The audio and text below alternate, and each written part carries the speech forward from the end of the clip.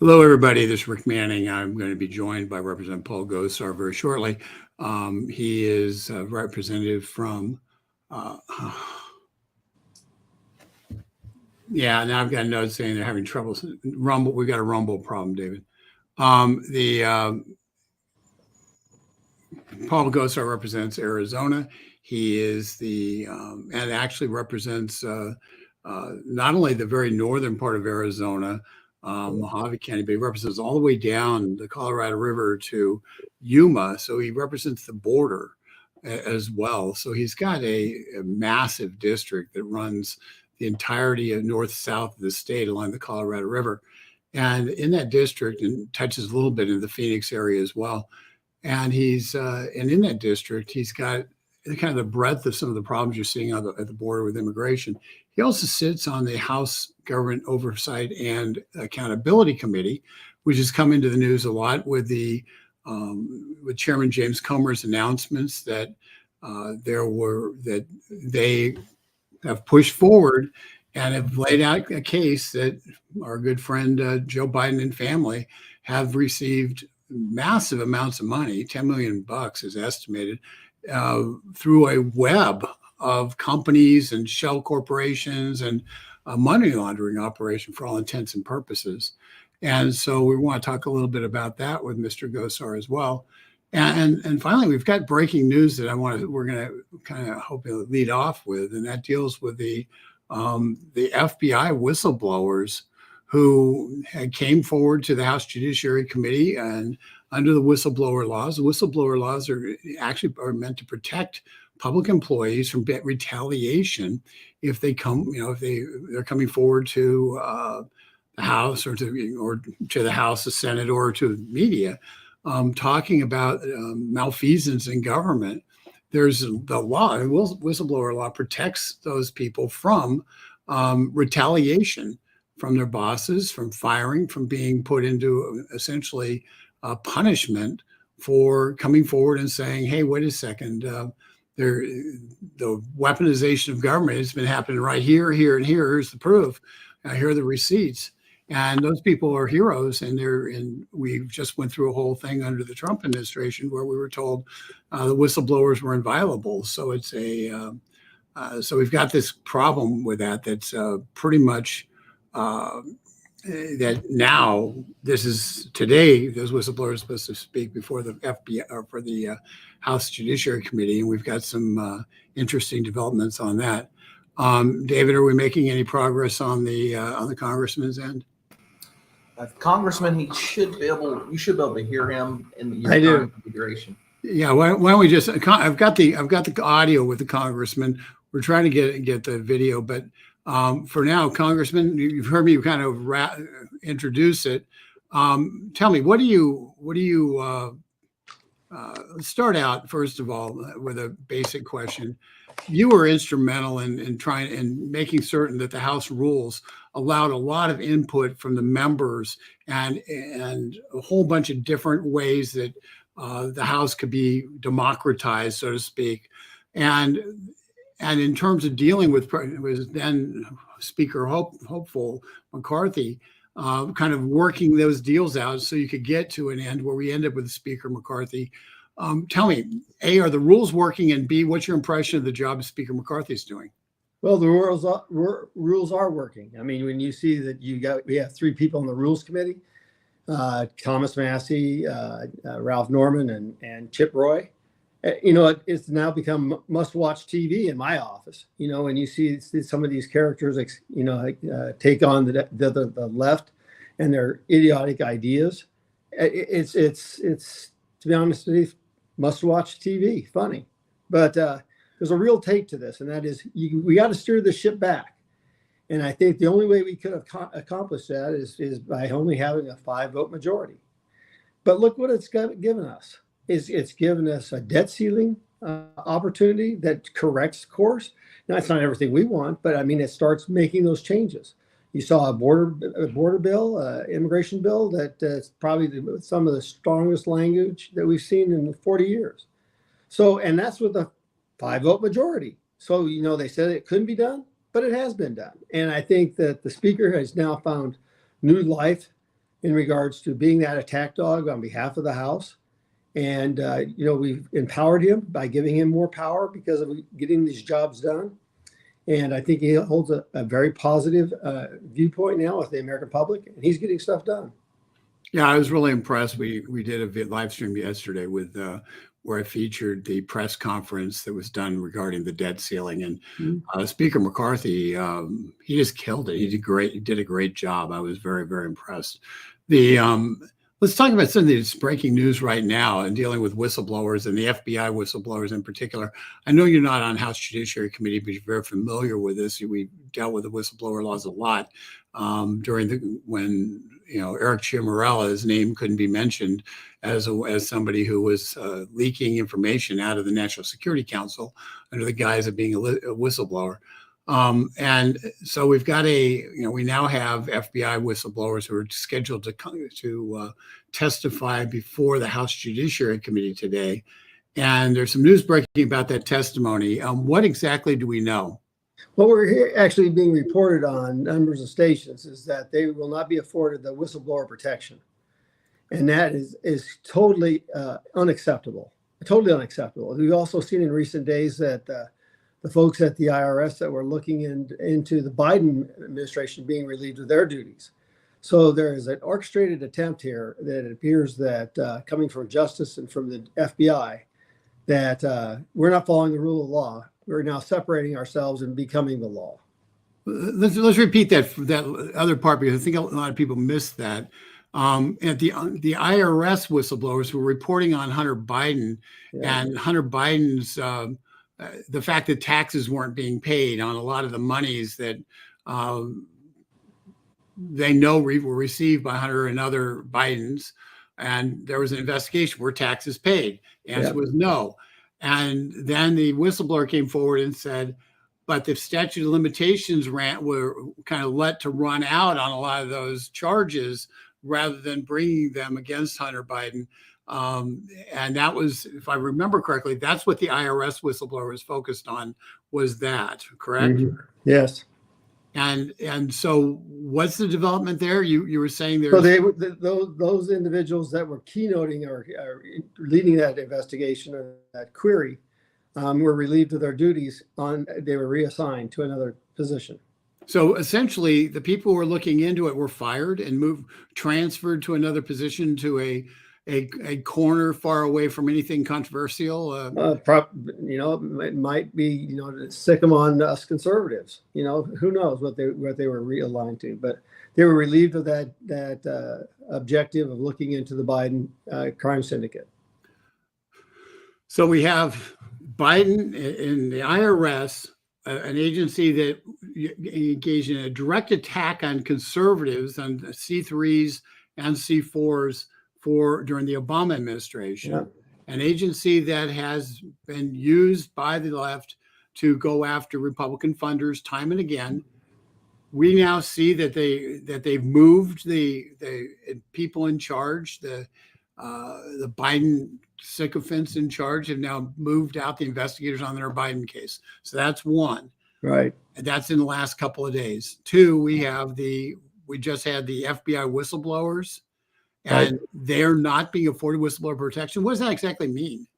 Well, that means that, we were told that whistleblower protection was invaluable, so that we did not curb or change the context of inadequacies or problems, or frankly, laws being broken by the bureaucracy. And so they were afforded that protection so they couldn't be retaliated against. That way we could actually find out what was going on in this mass bureaucracy, this chain of things that we don't ever get a chance to see through, so that we can have oversight and to make corrective pathways and changes. So that's not being afforded to these people. So they're being left out to dry. This is a massive scandal. This is blatant violation of law by the FBI and the IRS in both of these cases. Absolutely. Do you think it's related to the Durham report? Yeah, well, you linked the Durham report with that, Rick, and now you start to see, the media, the far left media try to discredit it. But, Durham was very articulate in regards that this should have never happened. They knew We also have testimony on the behalf of the 51 people that were associated with the letter that said the Hunter Biden thing was Russia hoax. John Brennan actually had to admit that there was no validation to it whatsoever.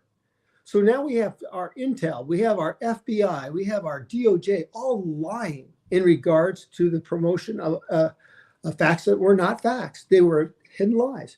And then you've got a prominent politician on the other side, Adam Schiff, who lied. And so I'm very proud of my colleague, Anna Paulina Luna, for actually initiating to expel this individual because he's not appropriate to be sitting on the House floor with the rest of us. I think I saw that yesterday, and I think that's I voiced support for it yesterday on Twitter, and we're going to do something urging people to sign on to that and to pursue it aggressively because, Schiff is, let's put it this way, he dishonored the House when he used the House committee for political purposes rather than being honest in terms of inquiries. You can have differences of opinions, but when you're the head of the Intel committee, you can't lie about what you're being told for political purposes. That's just not within the pale. And then the series of leaks, we know where they came from, from that standpoint. But that you shouldn't stop here, Rick. We have to start looking at the Pelosi and General Milley's involvement, in January 6th. So there's a lot of repercussions. There's a lot of accountability that the American people so desperately want, and they want to be included.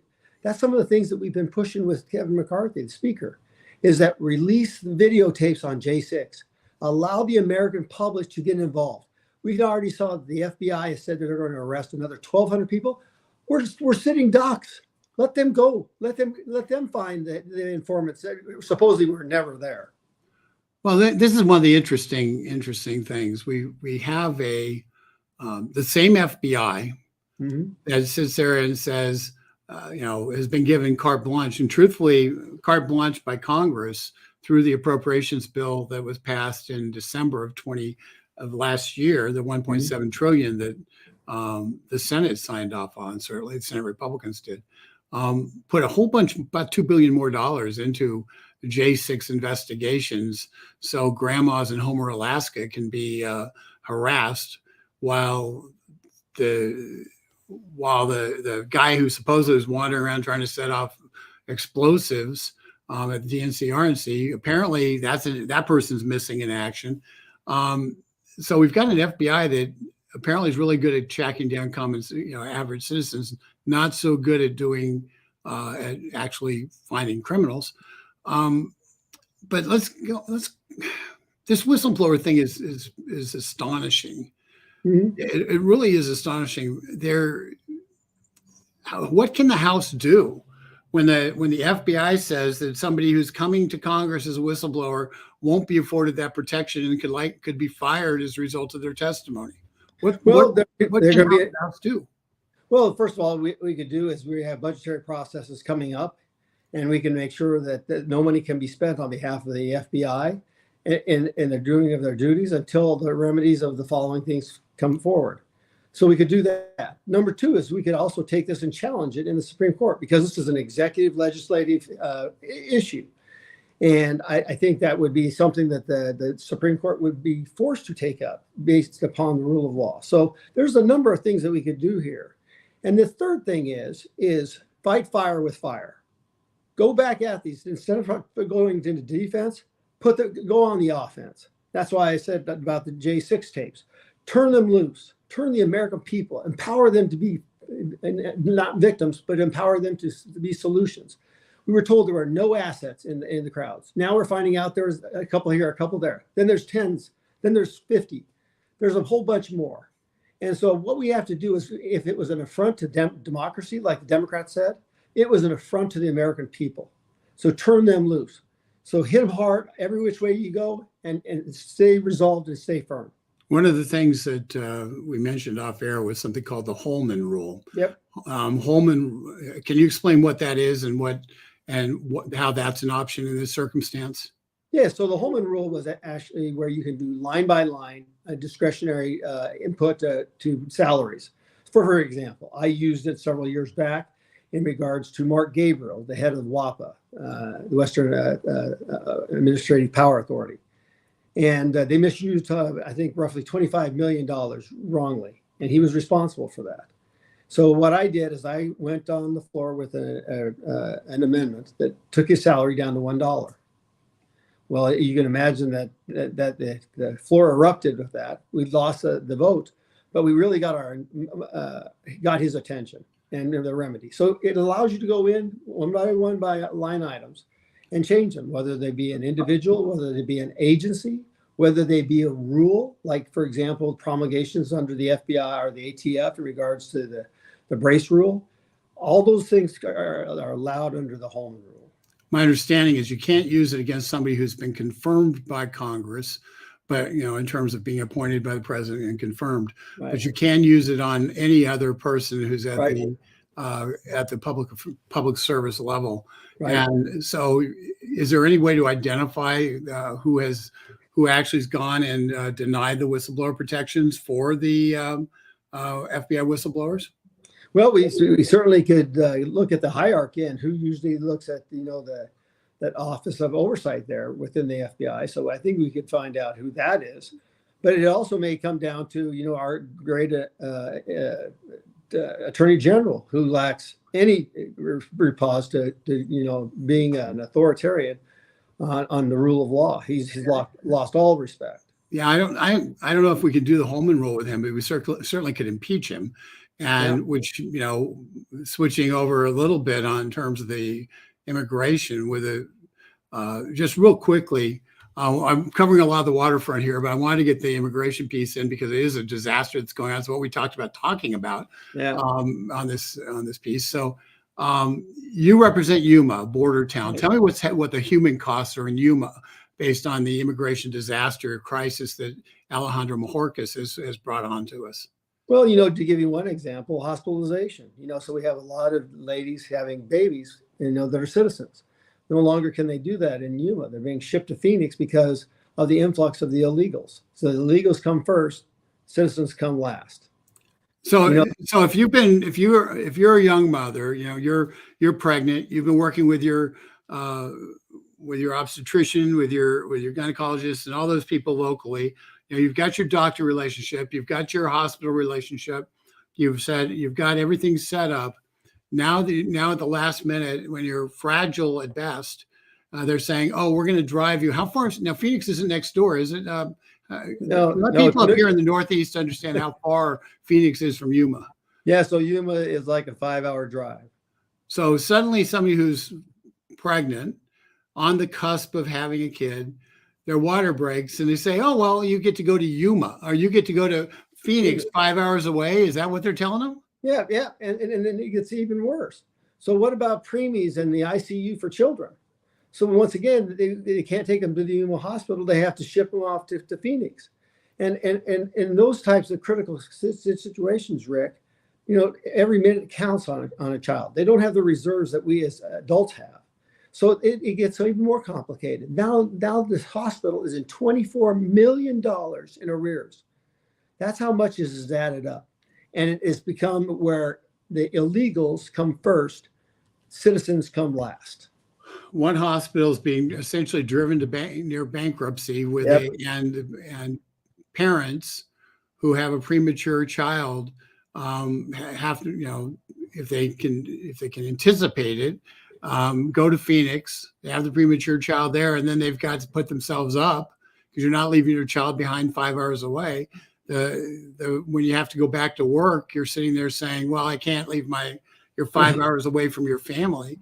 I mean, this is real human cost. This isn't stuff they talk about. We focus on the illegals so much that we forget about what happens to people who actually live in the border who pay taxes to the United States government, to the government of Arizona, and are now being essentially shunted aside and losing basic services. This is absurd. It's really absurd. And not just preemies. What about children that have RSV? Where they have the croup, where they have this respiratory distress. So they have to drive that child 5 hours? It's absolutely ludicrous what is occurring right now. And to have the secretary say, "Listen, the border's secure," Uh, I mean, how many times can you lie when how long does Pinocchio's nose have to be before you call in the wood choppers? Well, his nose is long enough that if we're using Texas examples, illegals could walk across it to get from one side of the border to the other across the Rio Grande. Yeah, it's a bad situation. Is there any movement in terms of impeaching either Mayorkas or Merrick Garland as the AG? Both need to be impeached. I think that the news today almost guarantees that impeachment of Merrick Garland will be forthcoming, and perhaps impeachment proceedings against Christopher Wray as well. Well, it should be. When you violate the law, it doesn't matter who you are. You violate the law should be thrown in the book back at you. It's sad that we have found that Lady Justice no longer lives in the United States under this regime and under the previous regime of Barack Obama. But that's also something, Rick, that we need to take a look at. This administration has built on the disdain and the rule of law built under the Obama administration. When you saw Eric Holder defy, when you saw the IRS targeting conservatives, when you saw Russiagate, when you saw Bidengate, when you saw Obamagate, nobody paid the penalty. Nobody paid the penalty. So we wonder why America's crumbling in our justice system. Well, if nobody's being held accountable in Washington, D.C., why do I have to be held accountable in Chicago? How about in Yuma, Arizona? How about in Texas on the Rio Grande? That's our issue, is we were once a land that everybody was subject to the same rule of law, nobody above it. And now we see all these bureaucrats, we see all these kingpins and queenpins not subject to the same rule of law. And we have a justice system that just goes along with it. Yeah, it's a lot of the comments we have are pretty distraught over that and trying to figure out what to do and what Congress can do. I do think I want to go back to first of all, if you can just say to me, what can we do? What can the people who are listening do? We'll end up with tens of thousands of people hearing this at some point, because this ends up getting reproduced a lot of different ways. Mm-hmm. So what somebody's listening to this, what can they do? First of all, what I would do is I would petition the Speaker of the House to release the tapes of the J6. What we've seen is that we were presented one narrative. I'll give you the example of the shaman, the guy with the bison horns. Right. We were told that he stormed in. Well, when the tapes were released by Tucker Carlson, we actually saw him being escorted in by Capitol Police. Wasn't it interesting that they scurried and made sure that he was released from prison? So yeah, it's under the guise that he would have been released anyway, which was untrue. Yeah. So from the standpoint, the first thing we can do is this is one tip of the spear, is allow the American public to defend themselves, but also to go on the offensive, to look at the assets that were utilized against them. This was nothing more than militarization against American people. Number two, then it comes down to what I'm looking at. Who instigated, who allowed this to perpetrate? That's Nancy Pelosi. Why is she still in Congress? I wonder if it's for some of the protections on the debate, speech and debate clause. And then General Milley, there's several books out there. You can get the books, and he tells you in his own language. He invokes treason. We have to hold people accountable like that. It's uncomfortable for me to have to do, but that's what you elected me to do. Evil prevails when good men and women do nothing. So if that first start with the Speaker. Also praise the Speaker for holding his ground on this debt ceiling. We have to have resolve. Number two is he's brought up another issue that has been very key to me, is that the national emergencies, they've been abused. Over $3 trillion was used in COVID. And by the way, the $1.7 trillion omnibus bill was done intentionally underneath the auspices of the COVID national emergency. Why does that matter? Not $1 theoretically that we allocated or Congress allocated to go to those different venues has to go there, because the power of the purse now belongs to the president and the executive branch. They can move money around. So if we defund, let's say we defund the FBI, there's money set aside that they can back them back up. And that's totally not what our founding fathers and our framers wanted. People don't realize this because, quite honestly, we didn't even make that big of a deal out of it, and we should have. You were the author of the legislation that ended the national emergency. That was your effort, and you're the one who took that on. And so, people out there don't realize that Representative Paul Gosar represents essentially the far western part of Arizona, from the border to the northern border of Arizona, is the guy who said, we're going to end this national emergency, made it your business to make sure that happened and got it done. So I want to thank you for doing that, for making that a priority, and trying to return our country back to a republic where the Congress makes the laws and appropriates the money, and the president's supposed to just enforce the laws and spend the money. But as opposed to what we had, where the president was making the laws, they were spending the money. Congress was rubber stamping trillions upon trillions of dollars, and now we don't know where half the money went. So it's I appreciate all you did to end that national emergency. We can't give up the power. We can't end that there, Rick, because what ends up happening is we have to claw this back. When you read the law states that Congress, no later than 6 months after the declaration, must convene to decide whether to continue that national emergency or to kill it. We never did any of that. There's also supposed to be every 6 months, there's supposed to be a disposition of where the funds went. None of that's been done. So tell me that all $3 trillion were actually done according to the book. It wasn't. So we've heard of a $500 billion allocation that was supposed to be allocated but never sent. Another $300 billion that was never allocated, never sent. Another $157 billion. These are billions of dollars, by the way, that has been sitting there. So, and then the other thing that actually came about is that we found out that there are now 35 additional open-ended national emergencies dating back to the late 1970s. Why that's important is that these open-ended emergencies are allowed by the executive branch to just continue. Let me give you some examples. Libya, Syria, Sudan, Yemen. Why are these national emergencies for the United States? This is the way they move money around Congress, and Libya was just last fall. Libya was reauthorized by this administration, still citing Muammar Gaddafi. He's been dead for over a decade. Muammar Gaddafi. Yeah, Muammar Gaddafi. That's what they cited. Well, so hold on. I thought Hillary took him out because he was actually he stopped being a problem. Yeah, well, we broke our promise to them. I wonder why we have such problems with Ukraine and Russia. I just wonder, and Syria. But so, is there something being done to close these national emergencies? So what I've been pushing the speaker to do is every week or every 2 weeks bring up one of these national emergencies. You have to debate it. You don't. It's a privileged motion. You cannot amend it. All you can do is vote up or down. You can speak up or down of it, and then you vote. If it passes the House, it becomes a privileged motion in the Senate. So once it matures, it has to be the first order of business. So we have to do our job by doing this. 35, and it starts getting people back in line.